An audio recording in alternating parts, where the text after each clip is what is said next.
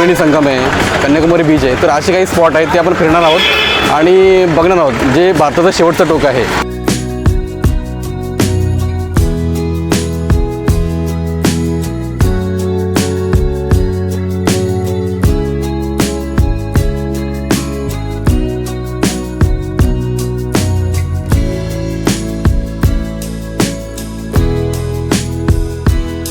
मी आता कन्याकुमारीच्या सगळ्यात रम्य अशा ठिकाणी आहे, जिथे स्वामी विवेकानंदांचा पुतळा आहे.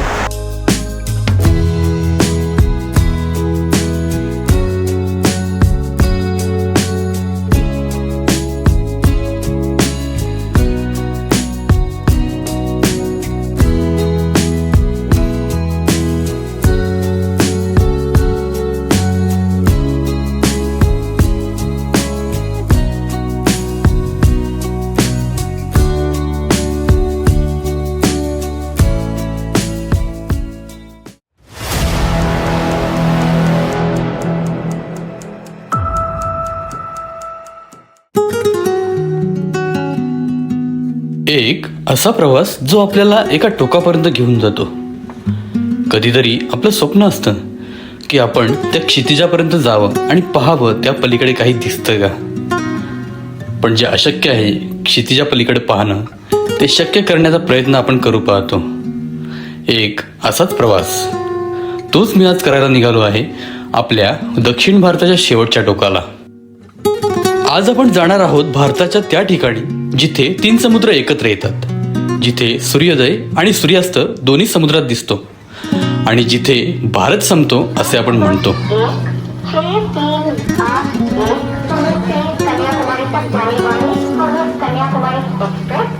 हो मित्रांनो, आजचा व्हिडिओ आहे कन्याकुमारी बद्दल.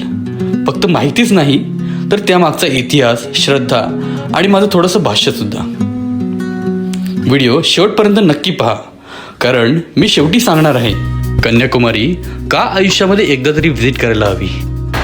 तर नमस्कार मित्रांनो, आज आपला साऊथ इंडिया सिरीजमधला 3रा दिवस आहे आणि आज आपण आलो आहोत कन्याकुमारीमध्ये. तर तुम्हाला पाठीमागे इथे दिसत असेल की कन्याकुमारीचा हा बोर्ड आहे. तर मित्रांनो, आज आपण कन्याकुमारीमधली जी स्पॉट आहेत, जसं की स्वामी विवेकानंद मेमोरियल, त्यानंतर गांधींचं मेमोरियल आहे, त्यानंतर त्रिवेणी संगम आहे, कन्याकुमारी बीच आहे. तर असे काही स्पॉट आहेत ते आपण फिरणार आहोत आणि बघणार आहोत, जे भारताचं शेवटचं टोक आहे, जिथून दक्षिण ध्रुवापर्यंत कोणताही लँड नाही आहे, असं भारताचं शेवटचं टोक. तिथं आपण आज आलो आहोत. तर चला आणि एक्सप्लोर करूया कन्याकुमारीचा हा बीच. कन्याकुमारी हे तमिळनाडू राज्यात भारताच्या अगदी दक्षिण टोकाला वसलेलं शहर आहे. इथे अरबी समुद्र, बंगालचा उपसागर आणि हिंद महासागर हे 3ही समुद्र एकत्र येतात.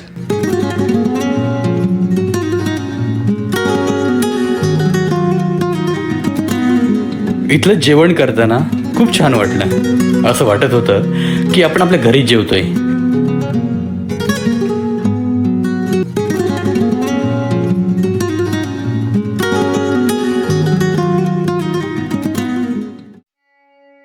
आपण शाळेत भारताचा शेवट म्हणतो, पण खरं सांगायचं तर इथूनच भारताची नवी सुरुवात होते, सूर्याच्या पहिल्या किरणापासून.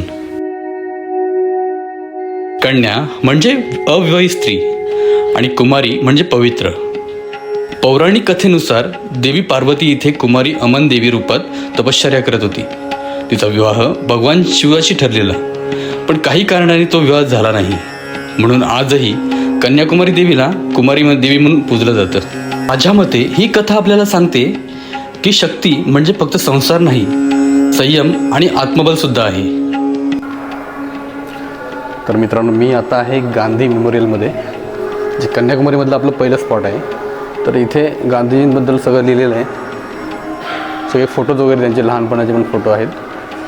त्यानंतर इथे महात्मा गांधींच्या अस्थी आणल्या गेलेल्या होत्या.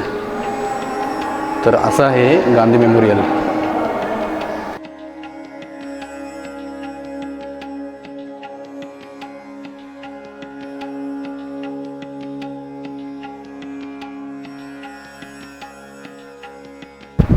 तर मित्रांनो, कन्याकुमारीला का आलं पाहिजे, कारण हे आपल्या भारताचं आहे, किंवा तुम्ही म्हणू शकता हे भारतात हवा खूप जास्त आहे.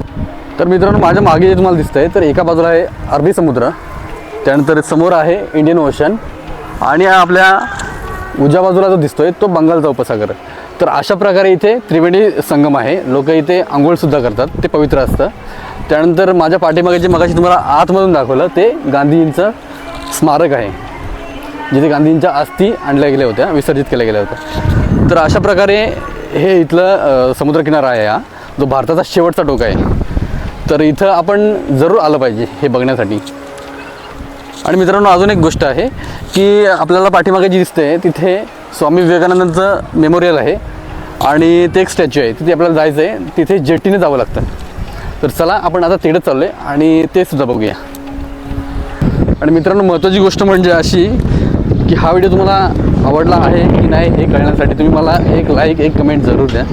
आणि आपल्या चॅनलवर नवीन असाल तर सबस्क्राईब करायला अजिबात विसरू नका, कारण आपण असेच नवीन नवीन व्हिडिओ घेऊन जातो आणि घेऊन येत राहतो. तर चॅनलला सबस्क्राईब करून ठेवा, बेल आयकॉन दाबा, तुम्हाला नवीन व्हिडिओची नोटिफिकेशन येत राहील. चला एक्सप्लोर करूया कन्याकुमारी.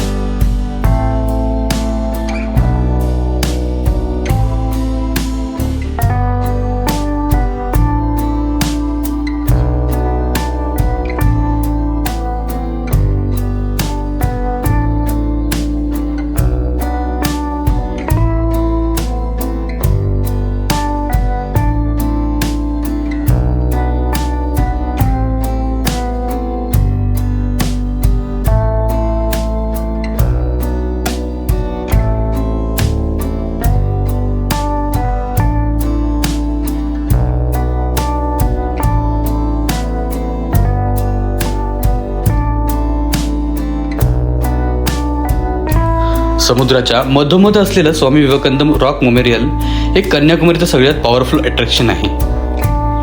स्वामी विवेकानंदांनी इथे ध्यान केलं होतं असं मानलं जातं. आणि खरंच सांगतो, इथे गेल्यावर जो शांतता मिळते ना, तो शब्द सांगता येत नाही. आजच्या धावपळीच्या आयुष्यात आपण सगळेच बाहेर शोधतोय शांतता, पण विवेकानंद इथे बसून सांगून गेले, ती शांतता आपल्या आतच आहे.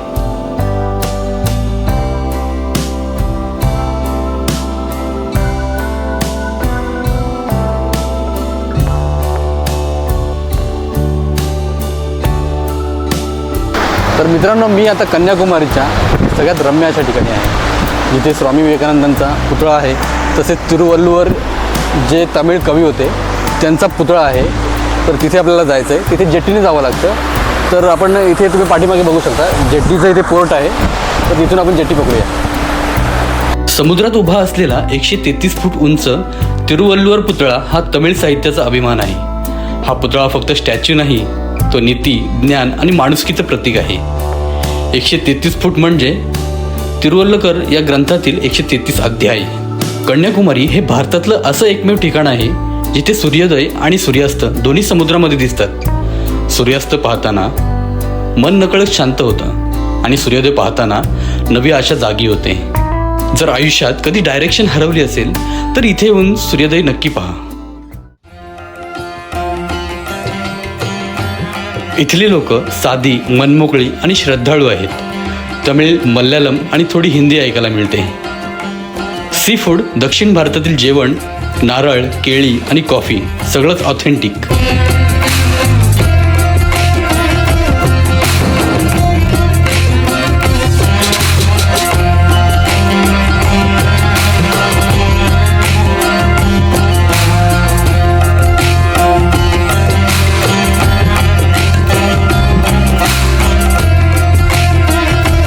इथे आलं की कळतं, भारत म्हणजे फक्त शहरं नाहीत, तर अशा शांत ठिकाणांतून भारताचं खरं रूप दिसतं.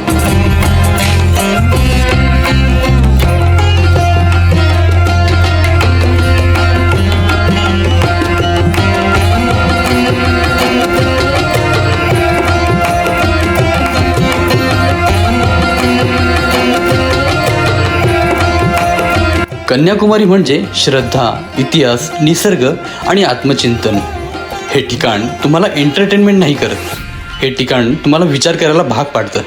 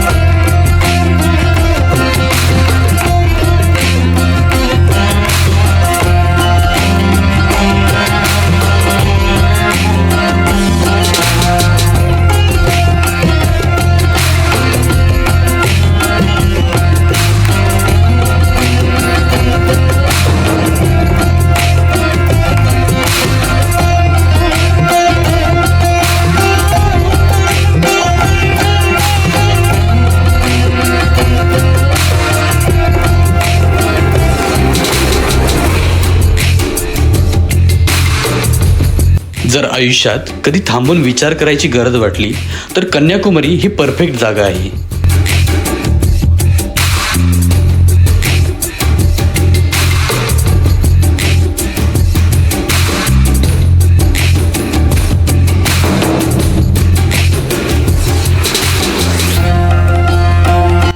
तर मित्रांनो, हे आहे आपल्या भारताचं शेवटचं टोक, जिथे अरबी समुद्र, हिंद महासागर आणि बंगालचा उपसागर हे तिन्ही एकत्र होतात. तुम्हाला पाठीमागे दिसत असतील हे वेगवेगळे शेड आपल्याला दिसतात पाण्याचे.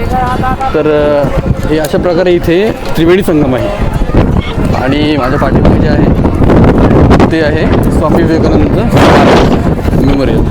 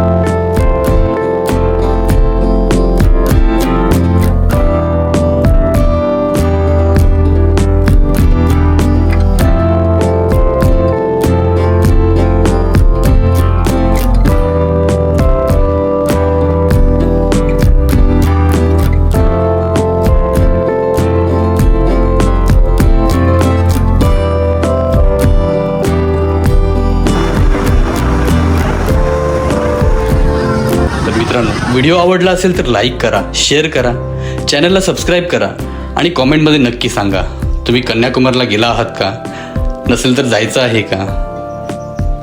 पुन्हा नक्की भेटूया अशाच एका व्हिडिओमध्ये. तोपर्यंत बाय बाय.